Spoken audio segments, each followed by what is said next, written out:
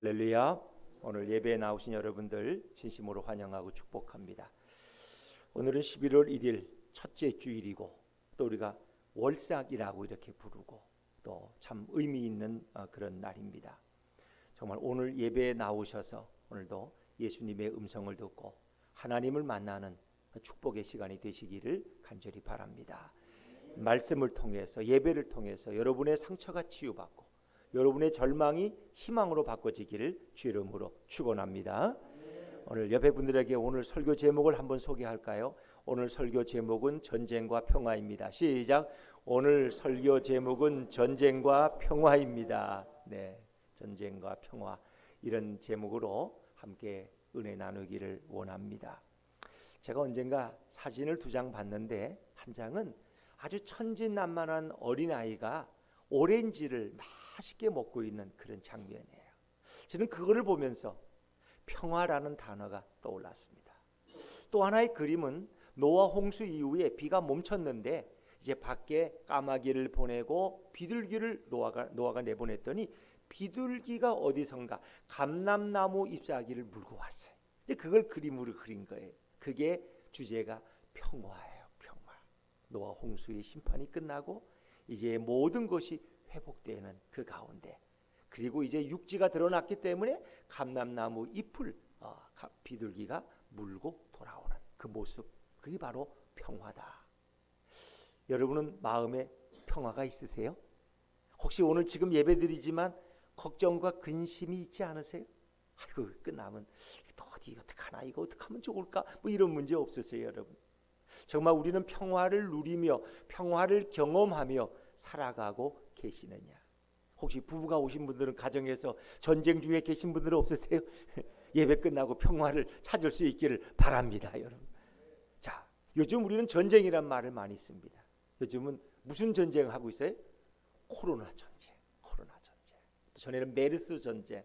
그래서 요즘 의사들은 아주 방역복을 입고 아주 사투를 벌이고 있어요. 마치 방역복을 전투복처럼 입고 코로나와 전쟁을 계속하고 있다는 것입니다. 코로나가 이 땅에서 종식될 때까지 그 전쟁은 멈춰지지 않을 거예요. 그런가 하면 이 땅에는 종교 전쟁도 계속됩니다. 특히 극단적인 이슬람주의자들, 우리 무슬림이라 그러죠. 알라를 찬양하는 그들이 프랑스에서 한 교사가 알라 신을 모독했다 그래서 그 교사를 길거리에서 목을 베어 참수한 그런 불행한 사건.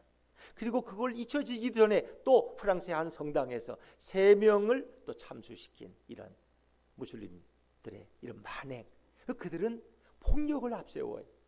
폭력을 통해서도 칼과 검을 통해서라도 그들의 종교를 펼치겠다는 거예요. 어찌 보면 그것은 인류에 대한 위협이지만 기독교에 대한 엄청난 위협이에요. 우리나라에도 이슬람 교회가 엄청나게 많다는 거 아시죠? 우리 한국인들도 무슬림이 많이 돼요. 그래서 한 50만 명이 인원들이 이슬람 교회 성전에 모여서 예배하고 있다는 거예요. 우리들에게도 굉장한 위협이 되고 있습니다. 어찌 보면 유럽은 거의 이슬람에 의해서 기독교가 먹혀 들어가고 있다고 표현해도 과언이 아닐 것입니다. 정말 여러분, 이런 전쟁들을 우리는 경험하면서 오늘 우리에게는 정말 전쟁이 없는가? 부부 간에, 가족 간에, 또 성도 간에, 또 직장 동료 간에 미움과 징후가 있다면 우린 지금도 그 전쟁을 계속하고 있는 것입니다. 그러면 우리 마음속에 진정한 평화를 주실 분은 누구냐? 예수 그리스도만이 진정한 평화를 주실 줄로 믿습니다. 성경은 그렇게 표현하고 있어요. 요한복음 14장 27절 말씀을 한번 여러분 읽어볼까요? 요한복음 14장 27절 시작. 평안을 너희에게 끼치노니 곧 나의 평안을 너희에게 주노라. 내가 너희에게 주는 것은 세상이 너희는 마음에 근심하지도 말고 두려워하지도 말라. 아멘. 평안을 너희에게 끼치노니, 내가 주는 평안은 세상이 주는 것과 다르다는 것입니다. 예수 그리스도만이 우리에게 진정한 평화와 진정한 평안을 주실 줄로 믿습니다. 예수님이 아니면, 예수님 앞에 나오지 않으면 우리는 어디에서도 진정한 평안을 소유할 수가 없다는 것입니다. 오늘 성경 말씀도 평화에 관한 말씀입니다. 아람 군대가 이스라엘을 공격해 왔는데 목적은 엘리사를 잡기 위해서. 왜냐하면 우리가 작전 회의를 하면 엘리사가 이미 다 하나님의 은혜로 그 내용을 알고 이스라엘 왕에 고하기 때문에 전쟁에 승리할 수가 없어요. 그래서 그들은 도단성에, 엘리사가 있는 도단성을 포위해서 엘리사를 잡고자 했지만 하나님은 엘리사에게 은혜를 주셨어요. 엘리사가 하나님 저들의 눈을 어둡게 하옵소서 그랬더니 그들의 눈이 어두워졌어. 눈을 뜨고 있지만 분별력을 잃어버렸어. 그래서 엘리사가 그들을 이끌고 어디까지? 바로 사마리아 도성까지 이르게 되었다는 것입니다. 자, 그리고 이제 엘리사는 사마리아 중심에 그들이 왔을 때 다시 기도합니다. 하나님 이 무리의 눈을 열어 보게 하옵소서. 그랬더니 그들이 눈을 열었는데 사마리아 도성의 중심에 있는 거예요. 그리고 이스라엘 군대가 그들을 둘러싸고 있는 그런 모습입니다. 이스라엘 왕은 신이 났어. 칼 한번 쏴보지 않고 화살 한번 쏴보지 않고 이 수많은 아람 군대를 포위하고 이들이 이제 우리 손에 넘어왔다. 엘리사에게 말합니다. 내 아버지여, 내가 치리이까? 이제 칼로 이들을 진멸하리이까? 그랬더니 엘리사가 아니라는 것입니다. 오히려 그들을 치지 마시고 그들에게 떡과 물을 먹게 해서 그들로 하여금 잘 그들의 주인에게로 돌아가게 하소서. 이런 엉뚱한 얘기. 아니 지금 수중에 들어온 수많은 아람 대군을 우리에게 많은 피해를 입힌 이 군대들을 어떻게 그냥 대접을 잘해서 돌려보내라고요? 이게 말이 되는 얘기입니까 여러분? 이건 엘리사가 제정신이면 그렇게 말할 수 없는 것입니다. 하나님이 주신 절호의 기회인데 어떻게 이 기회를 놓쳐버릴 수가 있겠습니까? 지금 아람 군대는 완전히 포위되어 도간에 든 쥐처럼 되었습니다. 마음만 먹으면 그들을 산채로 다 잡아서 죽일 수가 있는데 그들을 살아있는 채로 돌려보내자 엘리사는 제안합니다. 아니 엘리사가 무슨 낭만주의자입니까? 평화주의자입니까? 자신을 잡으러 온 사람들을 살려서 돌려보내자고 제정신으로는 이렇게 말할 수 없습니다. 아람 군대를 잡는 일은 그 당시 이스라엘 국방력으로는 불가능한 것입니다. 그만큼 아람 군대는 강력한 것입니다. 그런데 하나님께서는 엘리사를 통하여 가장 강력한 아람 군대를 잡게 하셨다면 이제 본때를 보여줄 차례입니다. 이제 이들을 죽이면 아람 왕도 놀라 자빠질 것이고 주변 아람으로부터 소름을 당한 민족들도 이스라엘에 자연스럽게 연합군이 형성될 것이고 더 이상 아람은 길을 펴지 못할 것입니다. 지금 저들을 살려보내주면 그들은 더 많은 군사, 더 많은 훈련된 용사들을 대동해서 이스라엘을 반드시 치러 올 것입니다. 이것은 너무나 위험한 일. 지금 후한을 없애려면 지금 다 죽여서 돌려보내면 안 됩니다. 더구나 떡과 물로 그들을 잘 대접하라고요? 이게 말이 됩니까? 무슨 이스라엘은 식량이 지금 넘쳐납니까? 얼마 전에 기근이 끝나서 겨우 이제 좀 회복되어 가는데 이 많은 식량을 몇만에게 떡과 물을 줘버리면 이스라엘은 뭘 먹고 살라고? 지금 전쟁이 일어날지도 모르는데 비상식량을 많이 확보해야 되는데 지금 말도 안 되는 얘기를 하고 있는 것 아닙니까? 더구나 이들에게 떡과 물을 주어서 그들이 힘을 얻으면 다시 돌아서서 이스라엘을 공격하면 어찌하려고 이렇게 생각 없는 얘기를 엘리사는 하고 있는 것입니까? 사랑하는 여러분, 하나님께서 처음 인간을 창조하셨을 때 우리 인간에게 지혜를 주셨어요. 근데 그 지혜는 아주 선한 지혜예요. 선한 지혜란 뭘까? 사랑하고 베풀고 나누고 축복하는 이런 것이 선한 지혜예요. 아주 양순한 마음이에요. 그래서 인간들은 서로 베풀고 나누고 용서하고 사랑하는 지혜를 가지고 살아가게 되어서 이것이 바로 하나님의 뜻이에요. 그런데 인간의 마음속에 교만이라는 게 찾아왔어요. 내가 언제까지 하나님 주신 지혜로 살 거야? 이제는 내 지혜로 살아야지. 저 선악과만 먹으면 하나님처럼 눈이 밝아지고 나도 힘을 가진다는데 나도 좀 그래 봐야지. 그런 교만함이 생길 때 뱀이 와서 선악과를 먹어도 괜찮다고, 죽지 않는다고, 눈이 밝아진다고 유혹하니까 인간은 교만한 마음에 넘어간 거예요. 그래서 선악과를 먹는 순간 인간은 하나님이 부어주신 선한 지혜를 다 잃어버리고 말았어요. 그때부터 인간들은 그들에게 들어온 악한 지혜, 세상적인 지혜를 가지고 살게 됐어요. 자, 그러면 하나님이 주신 선한 지혜는 도대체 어떤 것일까? 야고보 3장 17절 말씀을 한번 읽어볼까요? 시작. 오직 위로부터 난 지혜는 첫째 성결하고 다음에 화평하고 관용하고 양순하며 긍휼과 선한 열매가 가득하고 편견과 거짓이 없나니. 이 처음에 하나님이 주신 선한 지혜예요. 근데 이걸 다 잃어버렸어요. 대신 인간은 악한 지혜를 가지게 되었어요. 야고보 3장 14절 15절 말씀, 14절 15절 같이 읽습니다. 시작. 그러나 너희 마음속에 독한 시기와 다툼이 있으면 자랑하지 말라. 진리를 거슬러 거짓말하지 말라. 이러한 지혜는 위로부터 내려온 것이 아니요 땅 위의 것이요 정욕의 것이요 귀신의 것이니. 하나님을 떠나니까 선한 지혜가 사라지고 이 땅에 귀신이 준 이 악한 지혜를 가지고 인간이 사니까 그건 뭐예요? 남을 시기하고 다투고 증오하고 거짓말하고 자기 욕망을 앞세우는 이런 악한 지혜로 인간들은 살아가게 됐다는 거예요. 여러분, 이런 악한 지혜를 가지면 인간들은 더 다툼과 복수가 악순환이 이루어집니다. 네가 지난번에 나한테 한 대 쳤지, 나는 2대 칠 거야. 이놈. 인간들은 서로 미움과 증오를 쌓아가는 아주 지옥 같은 세상을 만들어가는 것입니다. 결국 예수를 모르고 하나님을 모르고 살던 인간들은 이렇게 비참하게 살다가 지옥에 떨어지고 마는 것입니다. 여러분, 하나님은 어떤 분이십니까? 하나님은 지혜의 하나님이십니다. 하나님께서 엘리사에게 아람 군대를 잘 대접해서 돌려보내도록 그렇게 마음에 감동을 주셨습니다. 지혜의 하나님께서는 그들을 죽이기는커녕 손님처럼 융숭하게 잘 대접해서 돌려보내도록 엘리사에게 말씀하셨습니다.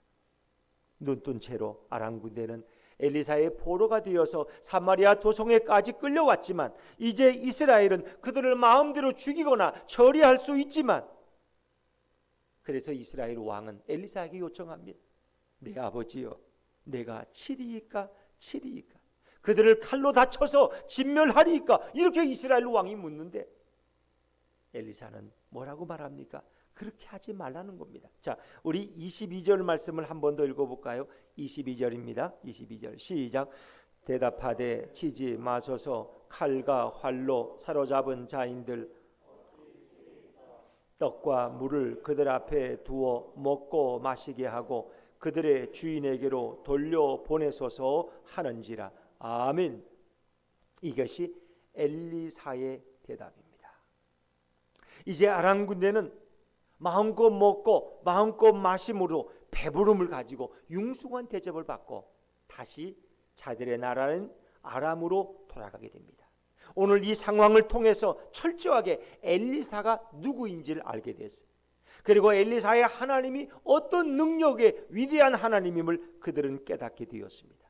엘리사는 진정한 하나님의 종이구나. 만약 이스라엘 백성이 아람 진영 중간에 와 있다면 우리가 저들을 살려보냈겠어? 저들에게 떡과 물로 대접했겠어? 말도 안 되지. 우리 같으면 아마 다 난도질해서 땅에 묻었을 거야. 그런데 이스라엘은 다르잖아. 우리를 죽일 수 있음에도 불구하고, 우리가 그들의 원수된 나라임에도 불구하고 우리에게 선을 베풀고 음식을 나눠주고 친절하게 우리를 돌려보내는 저들은 보니까 정말 하나님이 위대한 하나님이 맞아. 하나님이 얼마나 크고 놀라우신 분이면 이런 사랑을 우리 같은 자들에게 베풀 수 있을까? 그들은 하나님을 조금씩이나마 알아가기 시작했어요. 이 계시에 눈을 뜨는 거예요. 하나님에 대한 지식과 지혜를 그들이 조금씩 깨닫게 되는 것입니다. 여호와에 대한 지식이 생기고 엘리사가 어떤 하나님의 종인지 알아가게 되었습니다. 이제 이들이 대접을 잘 받고 살아서 돌아가면 어떻게 해요? 아람의 동료 병사들에게, 아람의 가족들과 백성들 앞에서 간증합니다. 여러분, 우리도 그렇잖아요.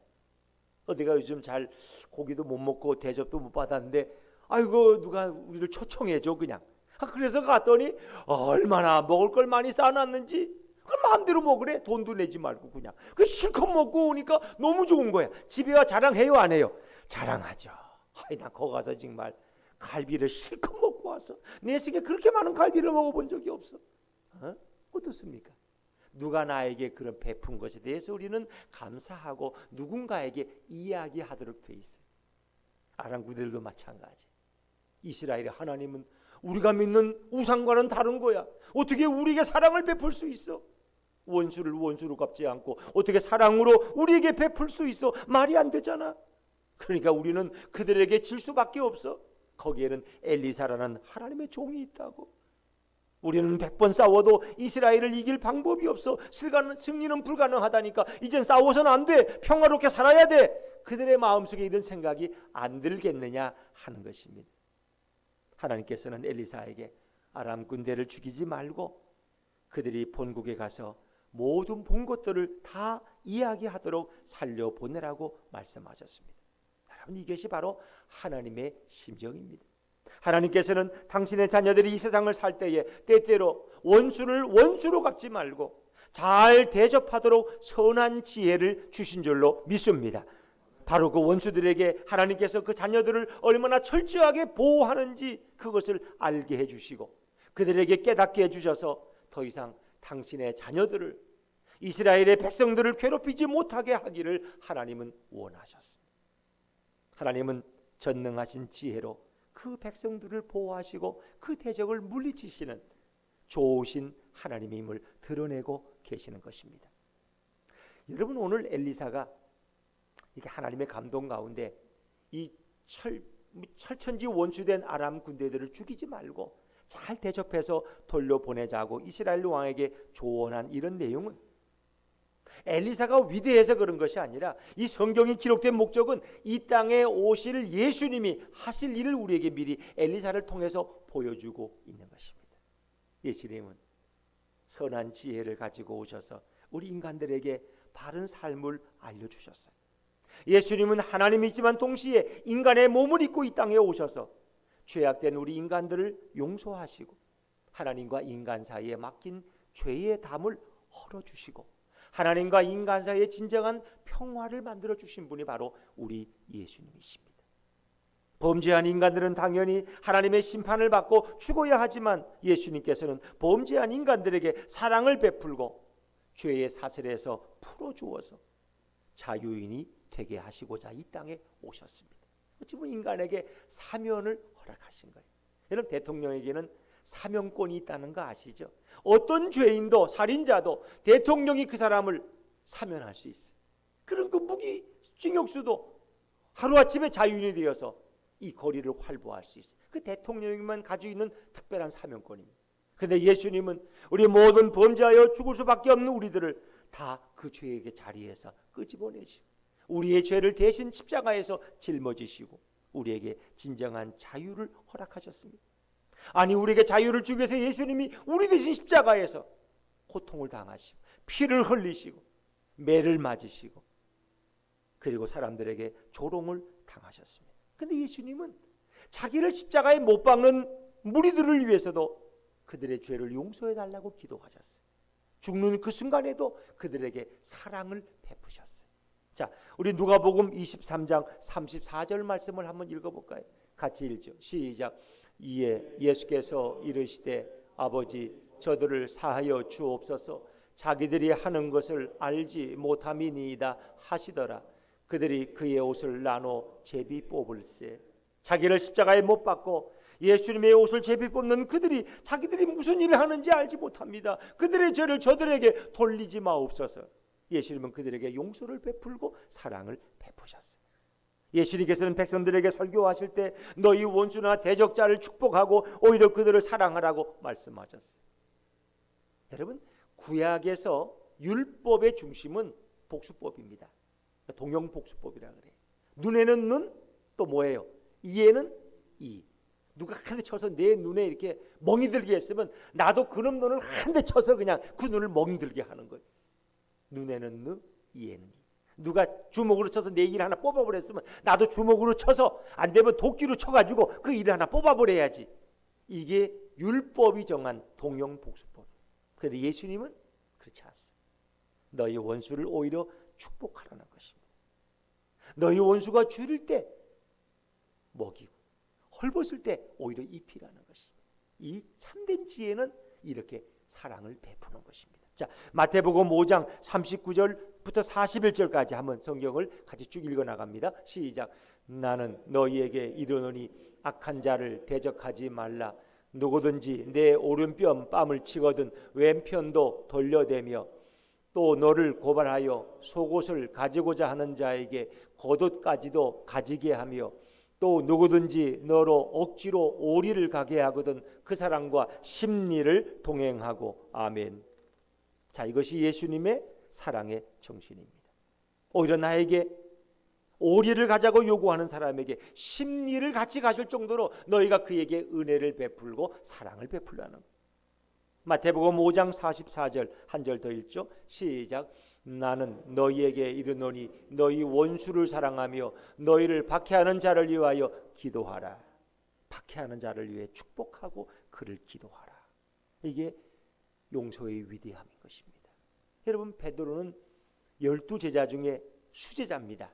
제일 예수님 사랑을 많이 받았어요. 그래서 한 번은 예수님께서 너희가 나를 모른다고 부인할 것이다. 그랬더니 베드로가 어떻게 그럴 말이 하실 수 있습니까? 다른 사람은 나 예수님을 배신해도 나는 그렇지 않을 것입니다. 우리말로 내 손에 장을 지지면 지졌지 나는 그렇게 하지 않습니다. 뭐 그런 얘기, 내 손에 장을 지져라 그런 얘기죠. 그런데 정작 예수님은, 베드로는 예수님이 체포되었을 때 어린 계집종이 너도 갈릴리 사람이시 너도 예수의 제자지 하니까 베드로는 3번이나 부인하면서 심지어 저주까지 하면서 나는 그 예수를 모른다고, 그 예수와 상관없는 사람이라고 3번 부인하고 났더니 마치 닭이 울었어요. 그때 베드로는 나가서 목을 놓아 통곡합니다. 자, 어찌 보면 베드로는 예수님을 배신한 행위와 같습니다. 이제 예수님은 베드로를 버려야 돼. 그를 배신자로 규정하고 멀리해야 됩니다. 그런데 예수님은 베드로를 다시 찾아가십니다. 디베라 바닷가, 그가 새벽에 고기잡이 할 때 찾아가셔서 그 추운 날씨에 생선을 군불에 구워서 떡과 함께 베드로에게 먹이십니다. 베드로야, 먹어라. 그리고 예수님 베드로에게 말씀합니다. 내 양을 먹이라, 내 양을 치라. 예수님은 그 배신한 베드로를 다시 제자로 맞아주시고 그에게 사명을 맡기시는 것입니다. 베드로는 주님의 사랑 앞에 다시 일어났고 위대한 베드로 사도로 그는 탄생할 수 있었습니다. 이것이 예수님의 선한 지혜입니다. 나를 한번 배신해? 내가 절대 너를 용납 못해. 저리 가거라 베드로야. 이렇게 하지 않으시고 예수님은 베드로를 용서하시고 다시 그를 찾아가셨어요. 그리고 베드로를 세워주셨어요. 여러분, 우리가 복음서 외에 가장 많은 성경을 기록한 인물이 사도 바울입니다. 사도 바울. 근데 원래 바울의 원래 이름은 사울이라는 이름이에요. 그런 예수 믿는 사람들을 핍박하고 죽이던 자였어요. 그가 다메섹 도상에서 예수 믿는 사람들을 잡아 죽이러 가다가 예수님의 음성을 듣고 강한 빛 앞에 눈이 멀고 말에서 떨어졌어요. 그리고 그가 직가라는 도시에 가서 이제 거기서 며칠을 보내는데 그런 눈먼 소경이 됐어요. 장님이 됐어요. 그래, 예수 믿는 사람들 핍박하면 저렇게 장님이 되는 거야. 그냥 내버려 둬야 돼, 본보기로. 근데 예수님은 그렇게 하지 않으셨어요. 아나니아라는 선지자를 보내서 그 사울의 눈에 안수할 때 비늘이 떨어지고 그가 다시 보게 되었어요. 예수님은 그의 눈을 뜨게 하시고 바울을 이방인을 위한 사도로 세우십니다. 이것이 바로 예수님의 지혜입니다. 그렇게 새롭게 거듭난 바울은 이제 자신의 생명을 걸고 예수님을 위해서 일생을 헌신합니다. 사도행전 20장 20절에 보면 나의 달려갈 길과 주 예수께 받은 사명, 그 복음을 증거하는 일을 위해서는 내 생명을 조금도 귀하게 여기지 않는다고. 바울은 자신의 생명을 내걸고 복음을 위해서, 예수님을 위해서 살아갑니다. 예수 믿는 사람들을 핍박하던 바울을 예수님은 내치지 않습니다. 다시 그를 용서하시고 그를 끊어 안으실 때, 사랑을 베푸실 때 그는 위대한 전도자가 되었습니다. 이것이 바로 엘리사의 지혜요, 곧 이 땅에 오신 예수님의 지혜인 줄로 믿습니다. 그리스도인들은 원수를 원수로 갚지 않습니다. 오히려 원수에게 떡을 주고 원수를 축복하고 원수를 사랑하라고 성경은 증언합니다. 예수님은 하나님이심에도 하나님과 인간 사이에 평화를 만드시기 위해서 자신을 십자가에 던지셨습니다. 십자가에서 많은 부끄러움과 모욕을 예수님은 당하셨습니다. 예수님은 그 몸이 벌거벗겨진 채 수치와 조롱과 웃음거리가 되었습니다. 로마 군병들은 예수님의 얼굴에 침을 뱉었습니다. 채찍질을 그 몸에 난사했습니다. 그런데 예수님은 그렇게 조롱을 당함으로써 진정한 평화를 이루셨습니다. 모두가 예수님을 실패자라 그랬어요. 저 예수 봐, 갈릴리 선지자 예수, 수많은 사람들이 혀를 따르더니 이제는 아무도 없잖아. 봐, 저렇게 잡혀가지고 십자가에 달렸잖아. 저 실패자, 패배자지. 사람들은 예수를 패배자라고, 실패자라고 손가락질했지만 예수님은 죽은 지 사흘 만에 다시 생명으로 부활하심으로 우리에게 영원한 승리를 주시고 영원한 구원을 주신 줄로 믿습니다. 그분은 진정 하늘의 지혜로 평화와 사랑과 구원을 이루셨습니다.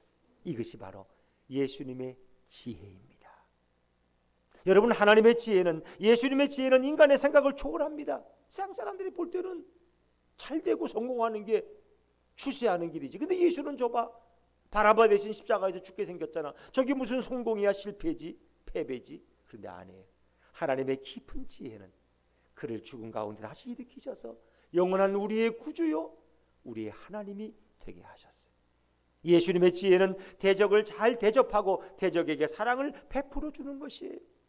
하나님의 지혜는 칼로 해결하기보다 사로잡은 대적을 잘 대접하고 친절히 대함으로 그들이 하나님의 위대함을 알게 하는 거예요. 그리고 이스라엘 백성을 공격하겠다는 생각을 내려놓고 오히려 그들이 이스라엘을 사랑하게 만드는 거예요. 아람 군대들은 이스라엘의 정성스러운 대접을 통해서 그들은 변화되었습니다.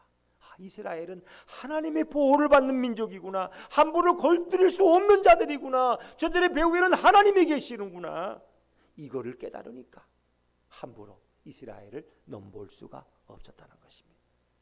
이제 물과 떡을 먹고 마신 아람 대군들은 하나님의 사랑을 먹고 마신 자들이 되어서 하나님의 위대함을 알게 됐어요. 그 위대하신 하나님을 경외하는 자들이 되었어요.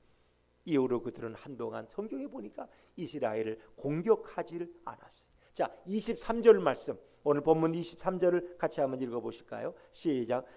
왕이 위하여 음식을 많이 베풀고 놓아 보내니 그들이 그들의 주인에게로 돌아가니라. 이로부터 아람 군사의 부대가 다시는 이스라엘 땅에 들어오지 못하니라. 아멘.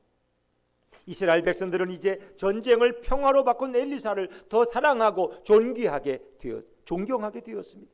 그리고 그들은 위대하신 하나님을 찬양했습니다.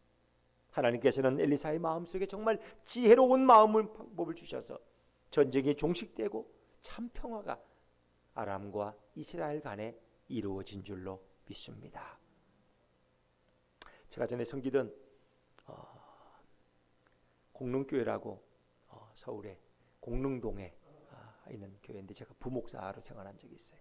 근데 그 김정현 목사님이라고 저희 교단의 총회장도 지내셨고 아주 훌륭하신 분인데 그 후에 뭐 이렇게 좀 젊어서 이렇게 암으로 돌아가셨는데 참 아까운 분이에요. 그분이 한번 그런 재미있는 말씀을 하시더라고요.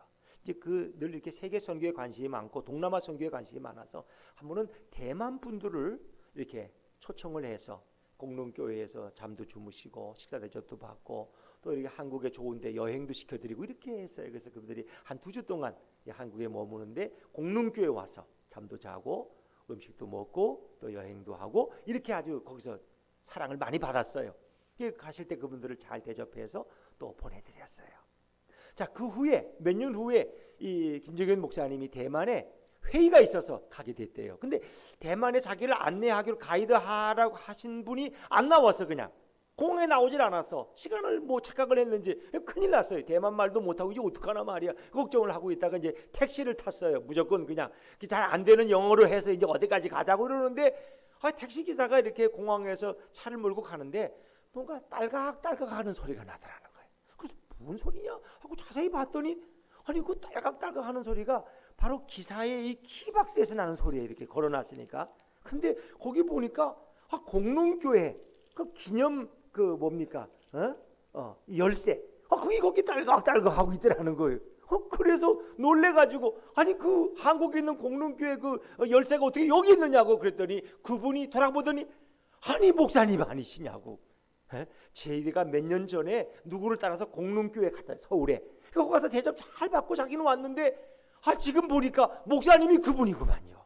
그러더니 그분이 탁 꺾더니 오늘 하루는 요거 안 합니다. 목사님을 모시고 다니겠습니다. 그래가지고 목사님이 가는 곳마다 다 모시고 다녀서 이렇게 아주 좋은 안내를 받았다는 거예요. 자, 여러분 어떻습니까? 내가 오늘 그 대만 사람들에게 뭐 베푼들 누가 알아주게 또 만날 일이 있겠어? 근데 이렇게 베풀었더니 몇 년 후에 대만에서 택시에서 만날 줄 누가 알았겠어요? 이게 하나님의 섭리야. 전도서 11장 1절에 보니까 너희 떡을 물 위에 던지라 그랬어요. 그러면 몇 날 후에 도로 찾으리라. 이 떡을 부른다는 건 뭐예요? 누군가에게 사랑을 베풀고 은혜를 베풀고 긍휼을 베풀면 다시 내게 돌아온다는 것입니다. 참 놀라운 거죠. 이것이 바로 성경의 지혜고 우리 예수님의 지혜인 줄로 믿습니다. 여러분, 미국의 제16대 대통령 에브럼 링컨 참 부러운 분 아닙니까? 이분은 그렇게 여러 번 낙방을 했는데 마지막 대통령이 됐지만 가장 위대한 일을 남겼어요. 근데 그분이 변호사가 직업이었는데 원래 측량 기사 하다가 이제 변호사를 하셨는데 변호사를 할 때 그분 별명이 고릴라야, 고릴라. 또 지금 보면 생긴 거가 좀 고릴라 같아. 근데 그분을 아주 이렇게 조롱하는 분이죠. 스탠턴이라는 사람인데 이 사람은 저 링컨만 보면 저 고릴라 아니야? 저 고릴라 찾으려면 어디 가면 또 볼 수 있어? 이렇게 사람을 조롱했어요. 그런데 이 에브람 링컨이 미국의 16대 대통령이 되었을 때 그런 국방장관에 자기를 조롱하던 스탠턴이라는 사람을 국방장관으로 임명하려고 했어요. 참모들이 다 반대. 아니, 대통령을 조롱하던 저 사람을 어떻게 장관으로 세웁니까? 아니야.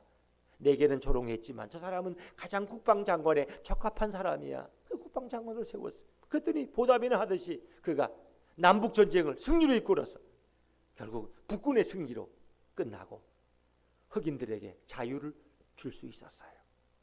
그런데 그리고 얼마 후에 남북전쟁이 끝나구나 승리했지만 그 얼마 후에 링컨은 총에 맞아서 암살을 당합니다.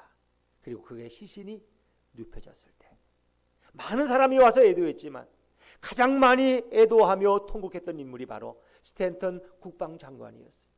그런 링컨을 향해서 말합니다. 오늘 미국은 가장 위대한 한 사람을 잃어버렸습니다. 그가 바로 에브럼 링컨입니다. 그런 링컨의 진정한 인격을, 진정한 사랑을 그때서야 깨닫게 되었던 것입니다. 링컨을 인도하신 예수님은 링컨을 통해 진정한 화해와 평화를 만들어 가신 줄로 믿습니다. 링컨은 독실한 크리스찬입니다. 그런 어릴 때부터 고아가 되어서 성경을 읽으면서 성경 속에서 인생의 가르침을 깨달은 인물이 바로 에브럼 링컨입니다. 그런 거에 고학했고 학교 문턱에 거에 가보지 못했던 인물이 에브럼 링컨입니다. 우리나라에도 사랑의 원자탄으로 불리는 손양원 목사님의 위대한 삶이 있지 않습니까? 여수 순천 반란 사건 때 두 아들을 살해한 공산당 청년을 가서 판사에게 사정을 해서 내 아들로 삼을 테니까 이들의 죄를 용서해 달라고 그 두 아들을 데려다가 자기 집에 키웠어. 자기 아들로 삼았어. 참 놀라운 일 아닙니까? 그런 진정한 사랑을 베풀었어요. 이것은 손양원 목사님의 인격의 위대함이 아니라 그가 믿는 예수님이 얼마나 위대한 분인가를 우리에게 드러내고 있는 것입니다. 여러분 이웃과 친구 사이에, 여러분의 가족에, 여러분의 형제간에 아직도 전쟁 중인 분들 없으십니까? 옆에 분들한테 혹시 물어보세요. 주무시면 깨우면서 혹시 전쟁 중 아닙니까? 시작. 혹시 전쟁 중 아닙니까?